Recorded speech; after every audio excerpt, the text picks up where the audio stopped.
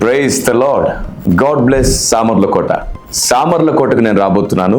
November నెల 20వ తారీఖు సాయంకాలం జరగబోతున్నటువంటి సభకి మిమ్మల్ని ప్రేమతో ఆహ్వానిస్తున్నాను.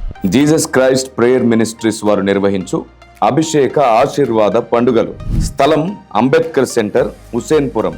నవంబర్ నెల 18, 19, 20 తారీఖుల్లో జరగబోతున్నటువంటి ఈ సభల్లో 20వ తారీఖు నేను మీ మధ్యలో ఉండబోతున్నాను. తప్పకుండా సమయానికి హాజరవడానికి ప్రయత్నించండి.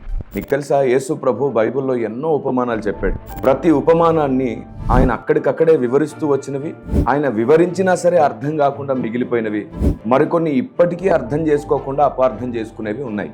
కోత విస్తారము అన్నారు, పనివారు కొందరే అన్నారు. అదేంటో విచిత్రం. ఇన్నాళ్ళు మనం దీన్ని కేవలం సువార్తను గూర్చి, సేవకులను గూర్చి, తక్కువగా ఉన్నటువంటి పనివారిని గూర్చే మాట్లాడుకున్నాం. కానీ అదే అధ్యాయంలో చదువుతున్నప్పుడు ఆ పనివారు దేవదూతలని, వారి చేతుల్లో కొడవలుందని, కోత కోయువారు దేవదూతలని రాయబడి ఉంటుంది. మరి ఆయన రెండు ఉద్దేశాలను ఉటంకించి మాట్లాడారా, లేదా మనకు కేవలం ఒక్క ఉద్దేశమే అర్థమైందా? ఆయన కొండ మీద ప్రసంగంలో పలికిన మాటలు, సిలువలో పలికిన మాటలు, ఇలా ఆయన పలికిన ప్రతి మాటకి భూత, వర్తమాన, భవిష్యత్తు కాలాలు ముడిపడి ఉన్నాయి. మనం వాటిని అర్థం చేసుకోగలిగితే మన ప్రార్థనా గది నూతన బలం పొందుతుంది.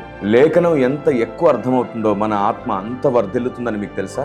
మరి లేఖనాలను ధ్యానించడానికి నేను మీ మధ్యలోనికి రాబోతున్నాను. సభ ప్రారంభానికంటే ముందే మీరు అందరూ ఉండి దేవుని బ్రతిమాలుతూ సందేశం కొరకు సిద్ధపడతారని నమ్ముతున్నాను. God bless you.